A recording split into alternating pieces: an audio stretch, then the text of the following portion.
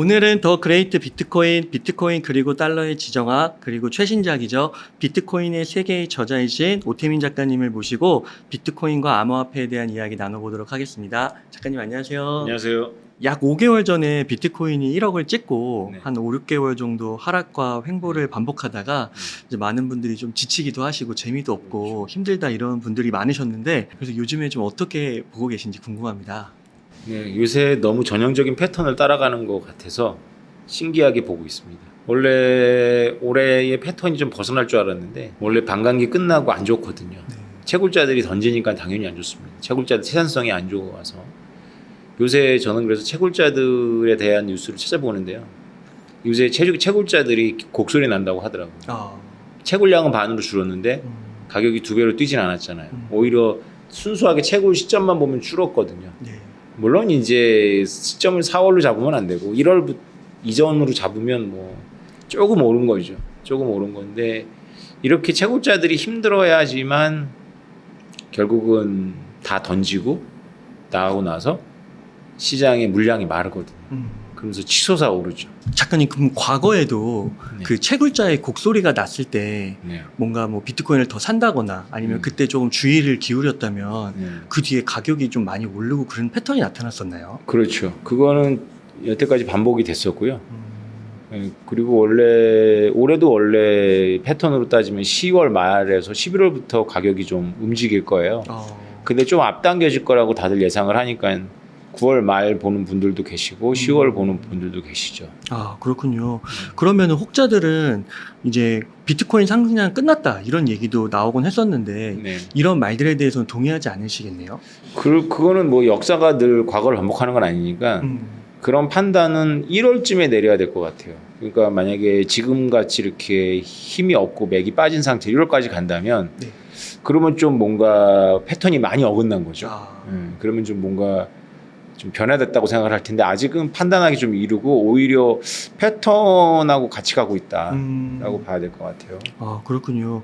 그 소위 이제 비트코인 맥시멀리스트들 친 비트코인 투자자분들이 그 비트코인이 현재 그 투자 심리는 좋지 못하지만 부정적이지만 비트코인 펀더멘탈 측면은 여전히 견고하다라는 평을 하고 있는데 교수님께서는 비트코인 펀더멘탈을 어떻게 좀 정의하고 있으세요?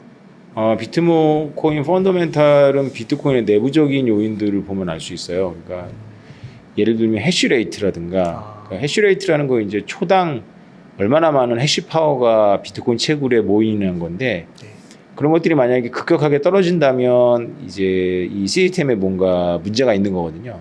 근데 해시레이트는 가격의 변화하고 크게 상관없이 그냥 꾸준하게 상승하고 있습니다. 물론 뭐 시간당 변화는 굉장히 급해요. 그래서 그래프를 보면 이렇게 막 요동치는데 원래 굉장히 요동을 칩니다. 그러나 이렇게 꾸준하게 이제 장기적인 추세선이 올라가고 있고 그러니까 그런 걸 이제 펀더멘탈이라고 볼 수 있죠. 그리고 뭐 비트코인은 유명하잖아요. 그래서 그 유명세가 뭐 어디 가는 것도 아니고. 그러나 이제 좀 사람들이 투자 심리는 시시각각 특히 거시경제적인 변화에 따라서 변하죠. 그런 것들이 이제 우리가 파도라고 볼 수 있죠. 바닷가에 가면 밀물대나 썰물대나 파도가 있죠. 근데 파도에 속으면은 큰일 나면 물에 익사합니다. 물이 들어올 때도 물이 빠졌다 들어갔다 하면서 들어오고 물이 나갈 때도 빠졌다 들어갔다 해서 그 파도 안에서 낚시를 한다거나 뭘 하면 물이 들어온 건지 빠진 건지 몰라요. 근데 이제 챙겨서 나오다 보면 아까 물이 없었던 곳에 물이 잔뜩 있거나 이러면서 깜짝 놀라죠. 그런 경험 아마 해보셨을 거예요. 그런 거 비슷한 겁니다.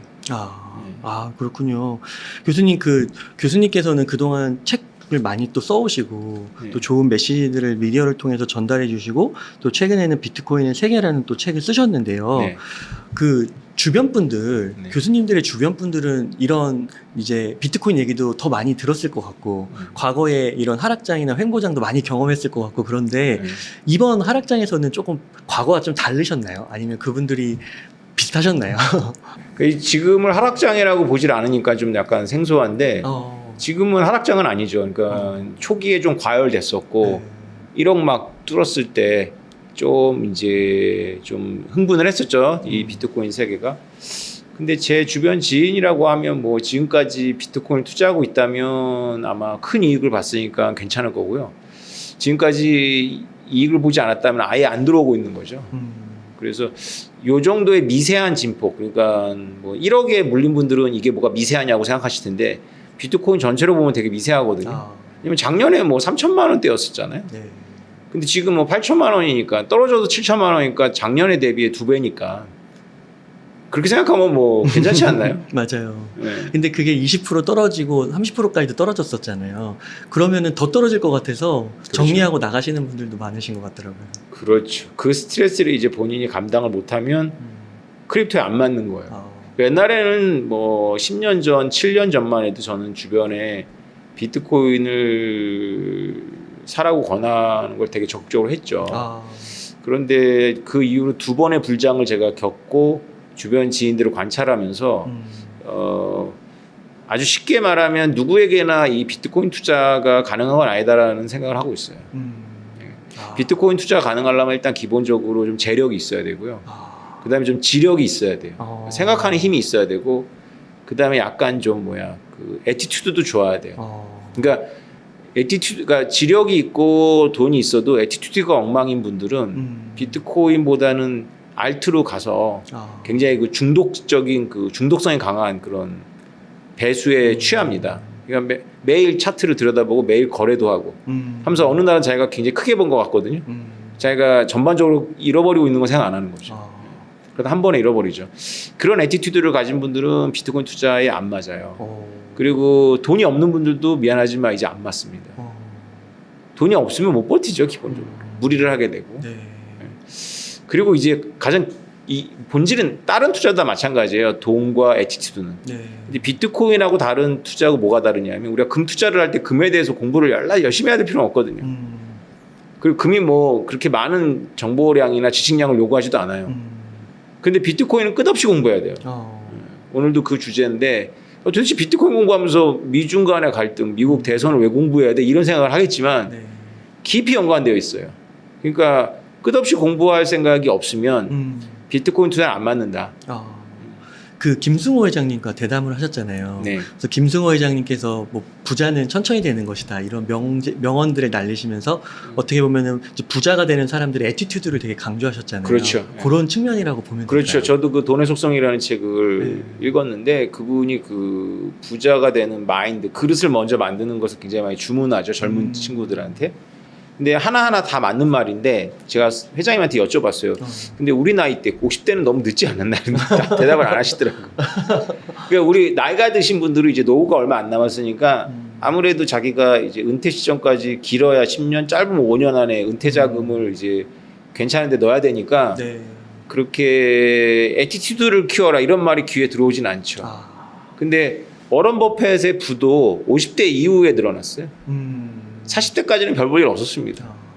그 유명한 책이 있죠. 돈의 심리학이라는 책, 그게 곡선이 잘 나와 있는데 50대 이후에 급격하게 오른 거예요. 복리로 올랐기 때문에 그렇습니다. 그렇군요. 그 방송에서 대담하실 때 저도 너무 인상 깊게 봤는데요. 그 김승호 회장님께서 한 60개 정도 사셨다고 하고 한 번 더 살 거다 네. 이렇게 얘기를 하셨는데 그때 보니까 현금성 자산이 한 0.5% 정도 남았다고 하더라고요. 근데 이게 한편으로는 이제 60개라고 하니까 이게 절대적인 개수는 많은 것 같은데 김승호 회장님의 현금성 자산에서의 비율은 작아서 그렇죠. 김승호 회장님이 비트코인을 뭐 담긴 담지만 아직 확신이 좀 덜 하신 게 아닌가 뭐 이런 생각도 좀 들었거든요. 어떠셨나요? 그렇죠. 그 직전주에 제가 이영탁 이사장님이 옛날 그 증권 예탁원 그 이사장 하시는 분이거든요. 네. 그게 이제 장관급일 거예요, 그게. 그래서 지인들은 장관님이라고 모시더라고요.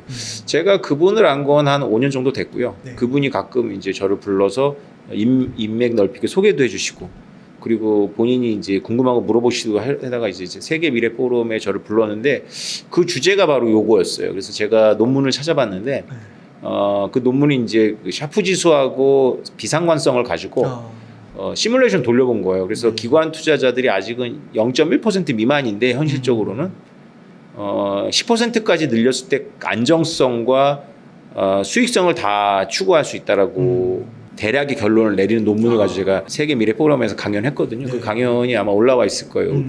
지혜족봉인가 올라와 있을 것 같은데 네. 거기에 대답이 나와 있습니다. 그래서 김승호 회장님한테 제가 말씀드리지 않았지만 뭐 그분은 훨씬 더 더 잘하실 것 같아서 제가 말씀드리지 않았지만 보통 김승호 회장님 같은 분들이 0.5%면 너무 적고요. 제 대략 한 2에서 10%까지 담을 거라고 보고 있어요. 결국은. 와, 그렇군요. 그러니까 이게 한 0.1에서 10% 정도까지는 담아도 그 샤프 지수는 올라가고 그다음에 뭐 MDD 같은 이렇게 가장 큰 낙폭 이런 것들도 감당할 만하고. 그렇죠. 그러니까 그 10%까지 늘려도 상관이 없다. 그렇죠. 근데 회장님은 현금성 자산의 0.5%니까 전체적으로는 0.1% 미만인 거죠. 네. 0.2%나. 제가 말씀드린 건 전체 자산 중. 네, 전체 부동산을 포함한 전체 자산 중에 이제 10%까지 끌어올릴 수 있다라는 거예요. 야, 그래도 큰 타격이 없다. 안정성. 오히려 좋다는 거죠. 좋다는 최적화되는 거예요. 야, 그렇군요. 그러니까 그게 이제 10%를 올리게 되면은 근데 또 그 같은 연평균 수익률은 또 많이 또 상승을 하는 거잖아요. 그렇죠. 현저하게. 네. 포트폴리오. 근데 우리 같은 저만 해도 이제 이 10년 전에 네. 뭐 10%가 아니라 저는 진짜 올인했거든요. 올인해야지 의미가 있어요. 저는 지금 뭐 아시겠지만 저는 사실은 일 안 해도 되고 취미 생활로 시작한 게 모빅인데 그것 때문에 지금 애를 먹고 있는 건데 네. 돈을 안 벌잖아. 제가 모빅을 통해 갖고 네. 고생만 하지. 그럴 수 있는 건 제가 10년 전에 올인했기 때문이거든요. 우리 같은 경우는 올인을 해야지만 가능해요. 그러니까 저는 DCA도 안 된다고 보는 입장이에요. 비트코인 DCA 별로 의미 없다라고 보는 입장이거든요. 그러니까 그게 인플레이션 해지라는 면에서는 의미가 있는데 그거는 부자들이 하는 행동, 오히려 부자들이 할 수 있는 선택지고요. 비트코인으로 큰 돈 벌고 싶진 않은데 좀 자산 가격 떨어지는 거에서 방어하고 싶어. 이런 사람들이 하는 거고 진짜 뭔가 자기의 경제적 자유를 10년 후에 누리겠다? 그러면 생각해보세요. 매달 100만 원씩 사갖고 1년에 몇 개 사요? 맞아요. 하나도 못 사죠. 네. 0.1개 사는. 그러면 3개쯤 모으려면 몇 년 걸리겠어요? 그러게요. 10년 걸립니다. 10년. 10년. 가격이 요 정도라고 전제했을 때. 네. 희망이 없어요. 근데 이게 올인을 하게 되면 네. 샤프 지수는 낮아질 거 아니에요. 그렇죠. 이 변동성을 견딜 수 있는 힘이 없어지는 거죠. 그러니까 안정성이 떨어지니까 또 포기하게 되고. 그렇죠. 그럼 태도가 또 뒷받침되지 않으면 팔게 되고 이렇게 되는 거죠. 원망만 남죠. 딜레마네요 이게. 못해요 그래서. 그렇구나. 말할 필요가 없어요. 못한다 이렇게 생각하시면 돼요. 그래서 이거를 유튜브나 이런 데서 비트코인 이제 제가 보기에 이제 비트코인 깨달은 지 한 5년이 미만이 된 분들이 요번에 불장에 좀 많이 좀 등장하셔가지고 흥분하시는 것 같아요. 저는 해봤잖아요. 제 주변 지인들한테 굉장히 사인 위험합니다. 저거. 본인들은 맞아요. 그 다 맞는 말인데 이게 듣는 사람들은 천차만별이 있거든요. 그리고 1000명 중에 한두 명은 이상한 행동을 합니다. 본인이 선택해서 본인이 잘못한 건데 꼭 그거를 남을 탓하고 그다음에 굉장히 위험한 짓을 하죠. 예를 들면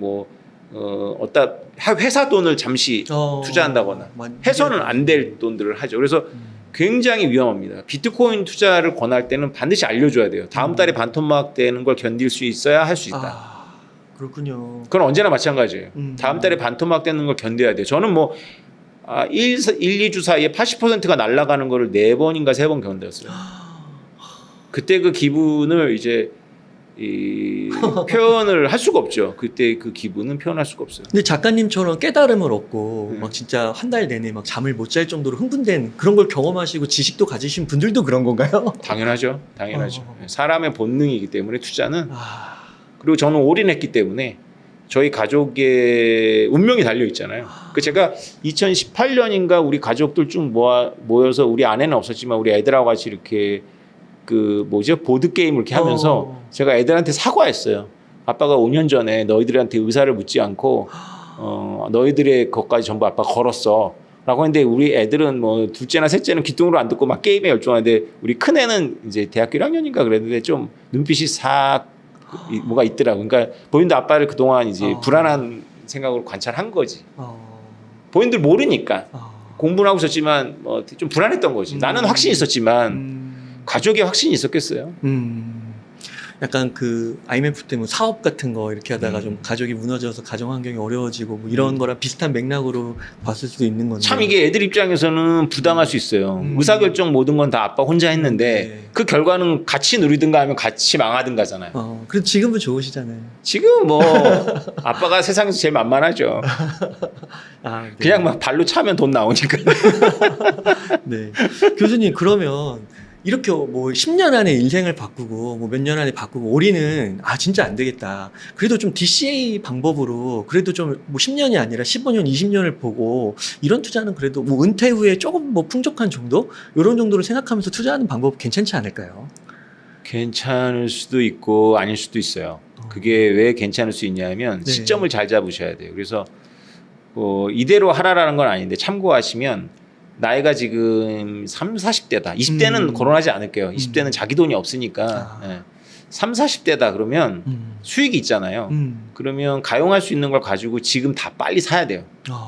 다 사서 빚을 내라는 건 아닌데 딱 목표를 잡아야 돼요. 2배까지는 너무 욕심인 것 같고 1.5배 정도를 생각하고 다 넣은 다음에 6개월 안에 승부를 내야 돼요. 비트코인 지금 6개월 안에 승부 낼만 하거든요. 네. 그리고 내가 팔고 올라가는 걸 구경하더라도 팔아버려야 돼요. 이게 저는 계속 팔고 있는데 괜찮아요. 왜냐하면 저는 이제 심지어 올인했잖아요. 네. 그러니까 저는 선언해서 1억 7천에 팔 거다. 근데 제가 팔다는 거를 오해하더라고. 다 파느냐? 아니요. 다 팔 수도 없어요. 제 거는 거래소 바깥에 있기 때문에 거래소가 받아주지도 않아요. 우리나라에서. 거래소 안에 있는 거가 있어요. 거래소 안에 있는 것만 다 정리해서 겨울 동안 이제 또 써야 되니까. 근데 높이 목표를 잡고 있지 않아요. 왜냐하면 제가 여태까지 불장에 팔아본 적이 한 번도 없어요. 다 떨어지고 나서 팔았어요. 네. 왜냐하면 저만 해도 오를 때는 계속 오를 것 같아요. 정말요? 네. 또 그렇게 말을 해요. 사람들이 또 이번엔 예외다 뭐 이렇게. 그래서 저는 이번에 각오를 했습니다. 2억 5천 정도 갈 건데 난 1억 7천에 팔겠다. 그래서 나를 따라하지는 마라. 나는 독특한 환경이니까 당신들은 2억에 걸어 하는데 만약에 자기가 가용자산을 지금 제 말대로 하는 30, 40대가 다 걸겠다. 그러면 1억 5천에 팔 생각을 해야 돼요. 1억 5천에 팔고 뺀 다음에 다시 1억 5천 미만으로 오거든요. 몇 년에는 와요. 네. 그때 1억 5천에 사면 똑같으니까 1억까지 기다려보는 거지.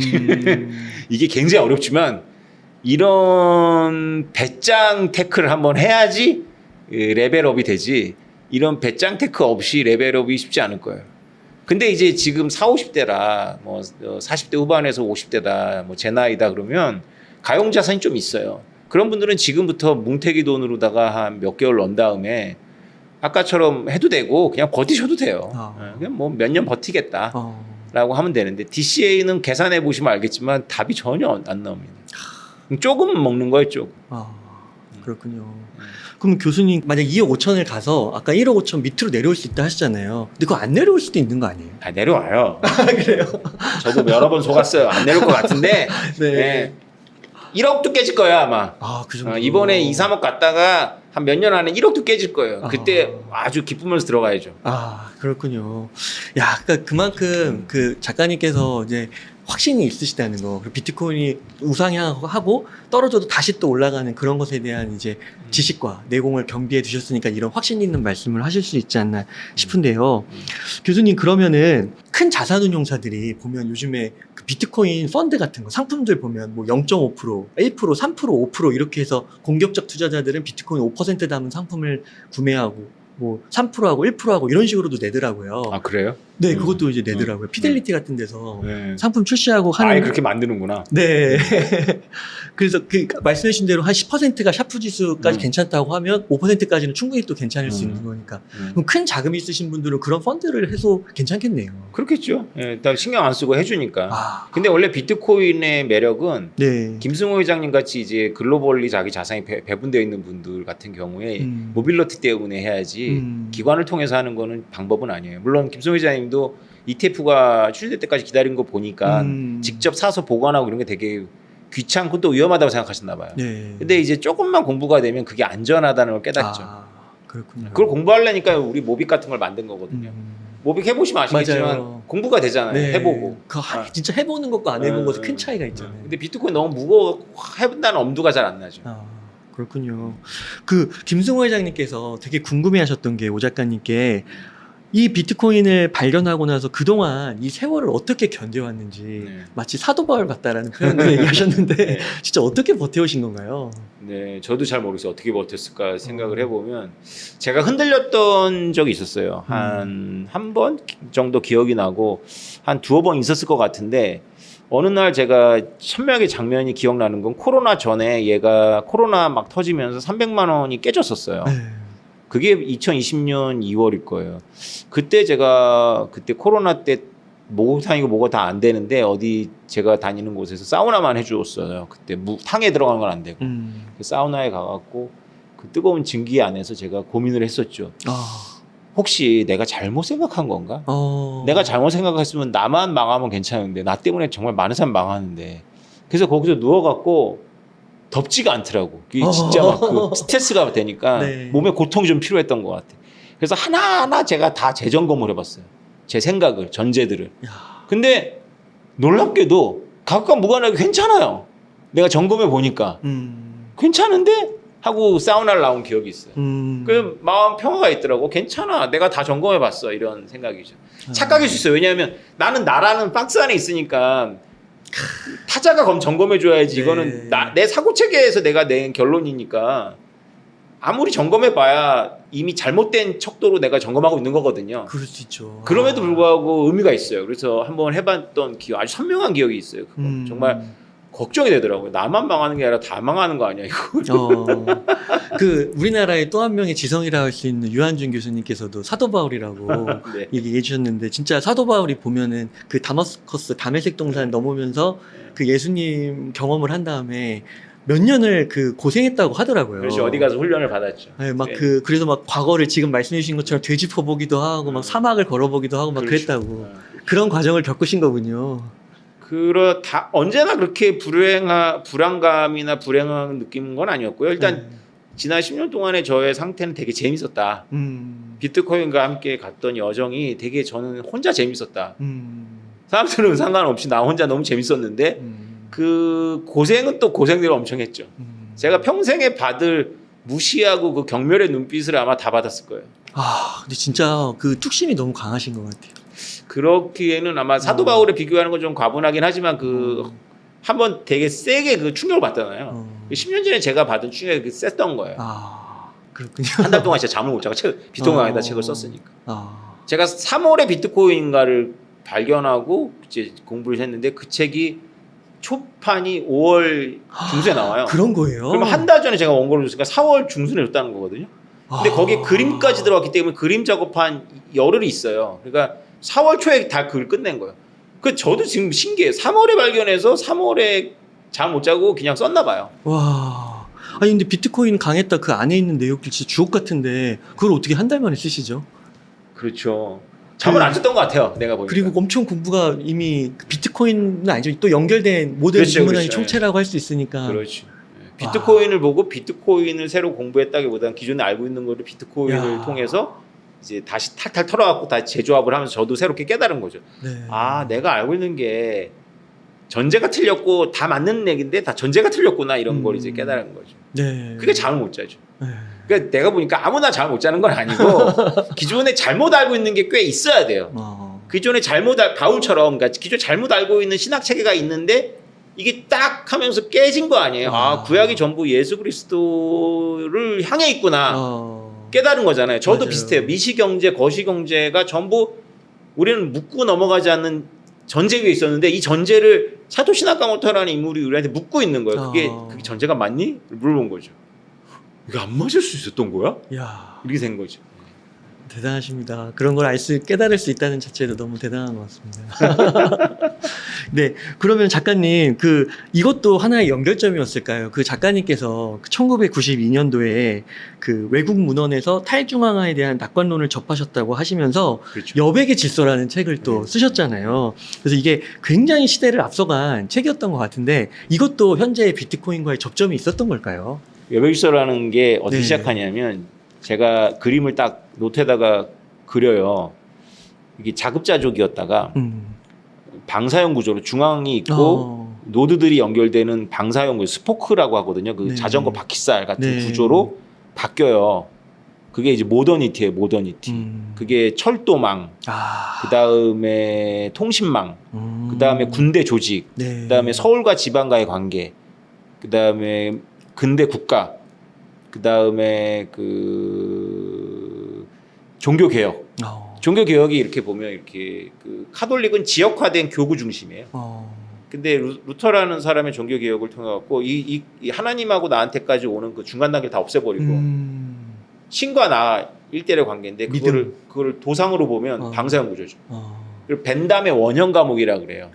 모던 벤담의 원형 감옥 가운데에 감시탑이 있고 죄수들은 전부 이렇게 칸막이가 있어가지고 간수는 죄수들을 다 볼 수 있고 죄수들은 서로 못 보는 거죠. 그러니까 모더니티 때문에 원래 시골에서는 고개만 넘으면 이웃이었는데 각각의 길이 전부 중앙을 향해서 뻗으니까 여기를 가려면 도보로 건너가는 것이 아니라 여기를 갔다가 오는 거죠.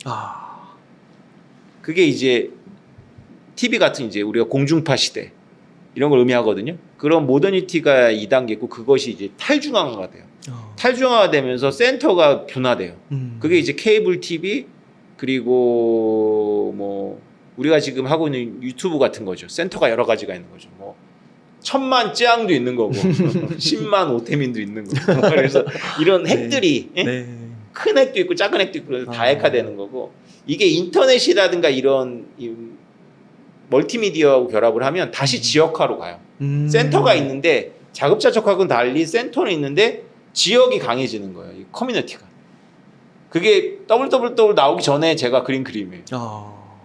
커뮤니티라는 개념도 다 그때 이제 한 거죠. 이렇게 진화한다. 시스템이. 그리고 이런 현상이 동시다발적으로 여러 분야에서 동시에 일어나고 있다. 지금 역사가. 그래서 지금은 2단계에서 3단계로 가는 과정이고 언젠간 4단계도 간다.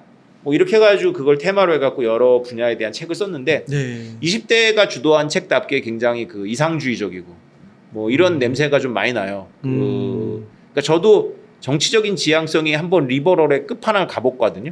사고 체계가 그런 것까지 이제 갔었기 때문에 이제 그런 발견을 한 건데 그런 게 좋은 건지 알고. 근데 제가 비트코인을 발견한 건 그 책을 발견하고 나서 뭐 거의 뭐 한 20년쯤 지난 거죠.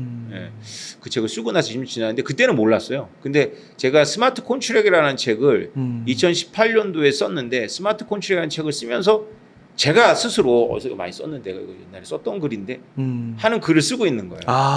생각이 나더라고요. 내가 대학생 때 썼던 글이다 이거. 그러시군요. 얘기 들어보니까 비슷하죠, 이렇게. 그러니까 그게 중앙화, 탈중앙화 이런 개념들이 녹아나는 거죠. 그렇죠.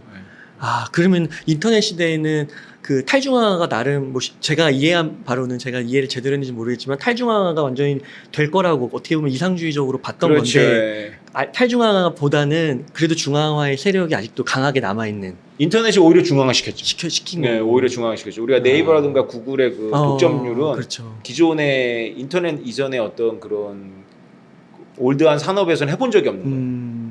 그러면은 작가님께서는 그 92년도 전에도 이런 거에 왜 관심을 가지신 거예요? 92년도 전에 이런 거에 관심을 가졌던 게 사상적 흐름이 똑같아요. 그러니까 1989년도에 동구권이 본격적으로 무너지거든요. 그런 거에 원래 관심이 많으셨어요? 그래서 동구권이 무너지면서 서구 철학, 리버럴 철학 체계가 이 방향을 잃어버려요. 그러니까 그 전에도 공산주의가 못 사는 건 알고 있었어요.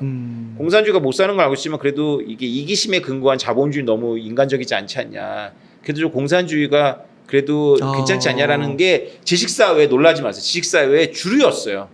글을 쓰고 공부하는 사람들의 사상의 주류였어요. 그들이 소비에트가 붕괴하는 걸 보면서 이제 꿈을 잃어버린 거죠. 그래서 그들이 만들어낸 개념이 바로 원래 철학에서 왔지만 이제 포스트 모더니즘이라는 걸 꽃피워요. 그게 90년도에 이제 서구에서 막 꽃피는 거예요. 그게 이제 일종의 유토피아 상실감이거든요. 그래서 포스트 모더니즘의 이제 가치 지향성을 보면 굉장히 건강하지 않죠. 그러니까 옳고 그름도 없고 뭐 이렇게 가는 거예요. 그런데 저는 그쪽 책을 90년대부터 대학 가서 읽기 시작한 거죠. 읽기 시작했기 때문에 당시 한국 대학가의 고민하고 좀 많이 동떨어져 있었어요. 한국 대학에서의 고민이라는 건 뭐 아시겠지만 사상 뭐 이런 거였는데 이미 그 당시 서구는 탈유토피아가 됐기 때문에 유토피아를 잃어버린 사상가들의 마음의 고향이 뭐냐. 그래서 서구는 그때부터 탈중앙이라는 개념에 꽂혀요. 그 탈중앙이 그냥 단지 탈중앙이 아니라 탈마초도 포함해요. 탈가부장, 탈기성 권력, 뭐 이런 거 다 있거든요. 비슷하게 보는 거죠. 그럼 여백의 질서라는 뜻은 비어있는 공간에서 약간 탈중앙성도 하나의 뭐 질서를 갖는 거다 뭐 이런 그러니까 의미일까요? 이게 2단계 모더니티가 숙무 문화에서 나와요. 영국의 군대에서 나오는 거거든요. 그러니까 우리가 근대화 그러면 이제 정의가 다 다르지만 대충 그래도 근대성 그러면 이제 영국의 그 군대에서 나온 숙무 문화를 뜻해요. 그 계급도 있고 이렇게 그 관료 시스템도 있고 이런 건데 이 이상주의자들이 제일 많이 깨고 싶었던 게 바로 이 기존의 그 하이어라키 구조예요. 네. 질서라는 거는 그 모더니즘의 냄새가 훨씬 나는 거예요. 질서라는 건. 네. 근데 여백이라는 거는 이게 탈 네. 포스트 모더니즘이거든요. 네. 포스트 모더니즘의 개념이니까 이 둘을 조화한 거죠. 책 제목을 정할 때. 야, 거기도 되게 약간 모순이라고 해야 될까요? 그렇죠. 뭔가 되게 옥시모론이에요. 옥시모론. 예. 여백에는 질서가 없어요. 질서는 여백이 없고. 아, 그때부터 되게 심오하셨네요, 작가님. 뭐 책 제목은 저하고 이제 같이 책을 쓴 그 당시 강사였는데 김찬호 선생님하고 같이 이제 그래서 그분은 지역 운동하시던 분이에요. 네. 그분은 이제 석사 논문 자체가 이제 빈민가에 들어가서 했던 지역 운동이 바탕이 되신 분이고 그분도 사상적으로는 리버럴이고 저도 그 당시에 학생이었으니까 리버럴이고 그러면서 그 당시에는 이제 그게 맞아가지고 제가 이제 틀은 잡았지만 이제 그분하고 같이 이제 소통을 많이 했는데 책 제목은 이제 그분하고 같이 정했지만 그것도 제 머리에서 나온 것 같긴 하네요. 지금 생각해 보니까. 그분이 이제 그 이후로도 지역 운동에 이제 계속해서 꽤 유명하신 분이고. 네. 저는 이제 생업 이제 진로를 찾아가야 되는데 여백서를 썼던 경력이 제 진로에는 전혀 도움이 되지 않더라고요. 좀 까먹고 그다음에 무엇보다 틀렸고. 그 당시에도 지금 오늘 얘기할 그 슈퍼맨 얘기하면서 탈미국을 그 당시에 얘기해 제가. 근데 뭐 탈미국이 되기는커녕 미국 이상주의의 정점으로 가거든요. 그러니까 요즘에 그 보면은 유러피언 드림이 깨졌다. 유럽이 완전 경제가 붕괴되면서 그 약간 비슷한 맥락인 것 같기도 한데 그 유럽에 대해 저희가 약간 2010년대 그때 꿈꿨던 게 그 미국의 자본주의, 신자유주의 이런 거 좀 비판하면서 그리고 약간 인간적이고 공동체주의적인 면이고 인간의 복지, 기초적인 삶 이런 걸 되게 강조하면서 유럽에 뭔가 있다. 그렇게 좀 쫓아갔던 한국의 지식인계층들이 좀 있었던 것 같아요. 그렇죠. 그렇죠. 근데 지금은 이제 결과론적으로 봤을 때 유럽이 굉장히 어려워졌잖아요. 그렇죠.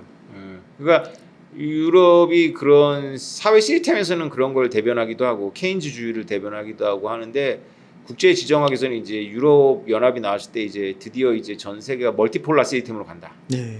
유니폴라에서 냉전 때는 이제 소련과 미국이란 두 축에서 그래서 이제 유럽 연합이 막 결성될 때 제 여백이서라는 책을 썼으니까 당연히 그 당시에 이제 리버럴들의 아이디어를 받아들여가지고 탈미국으로 간다. 멀티폴라 시스템을 이제 얘기했는데 뭐 멀티폴라는 그 작가님께서 책에서 세상을 있는 그대로 보기 전에 옳고 그름으로 보려는 이상주의적 편향에 대해서 되게 좀 비판하셨잖아요. 그렇죠. 그게 바로 하나의 그 탈미국적인 그런 그렇죠. 관점. 우리가 저는 진영 논리를 굉장히 경계해야 된다고 보는데 비트코인을 가지고 이렇게 대화를 해보면 소통이 안 되고 공부가 안 돼요 사람들이. 왜냐하면 이게 옳은 건지 그른 건지를 먼저 생각을 하잖아요.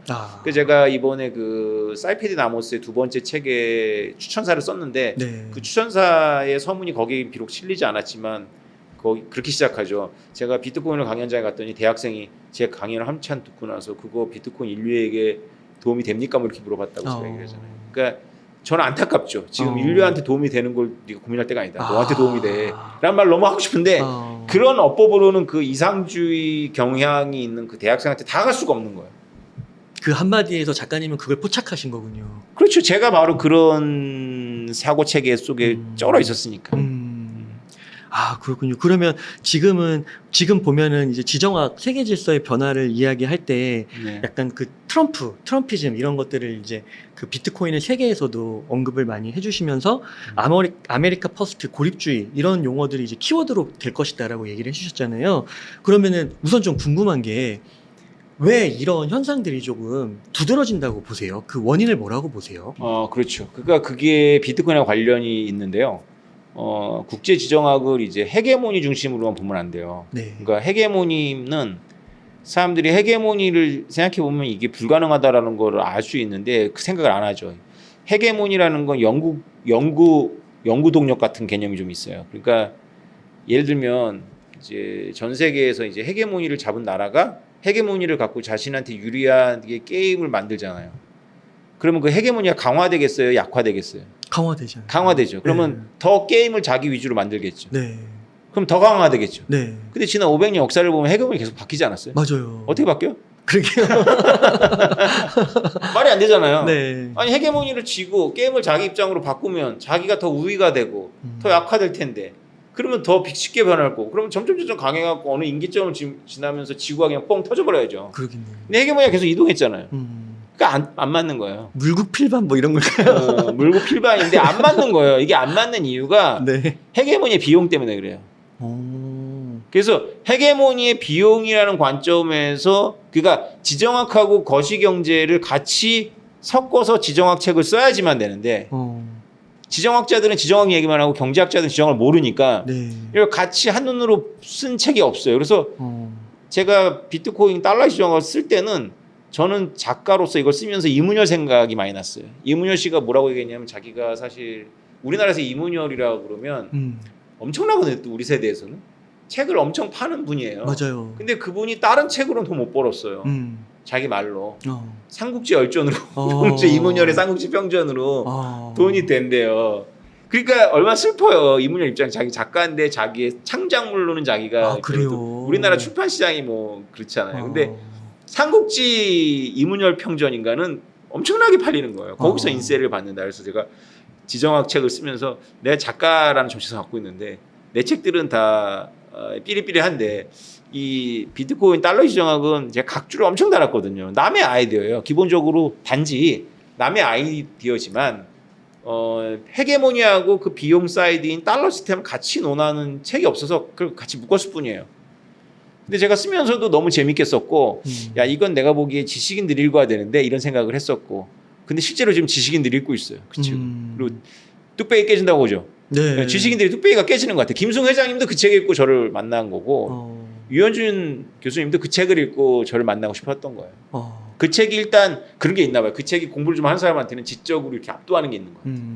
근데 안타깝게도 저의 창작물이라기엔 너무 좀 그 책에서 유일하게 저의 창작 요소는 한 2억 원대가 있는데 가장 많이 창작 요소가 있는 건 서문이거든요. 아무튼 뭐 하여튼 그 책은 여러분들이 한 번은 도전해 볼 만해요. 뭐 문장이 어렵다 뭐 이런 얘기가 그 책값은 좀 그래서 좀 다시 써야 돼요. 조금 이제 좀 더 해서 페이퍼백으로다 좀 대중판으로 한 번은 써야 되는데 그 책은 한번 도전해 보셔야 돼요. 좀 더 공부하실 분들은 그 각주가 잘 되어 있으니까 그 각주에서 나온 책들은 다 검증된 책들이거든요. 주류 학자들이 쓴 책이에요. 그걸 통해서 좀 더 세분화해서 들어가셔도 되고요. 아무튼 여러분들이 알고 있는 헤게모니 논은 다 틀려요.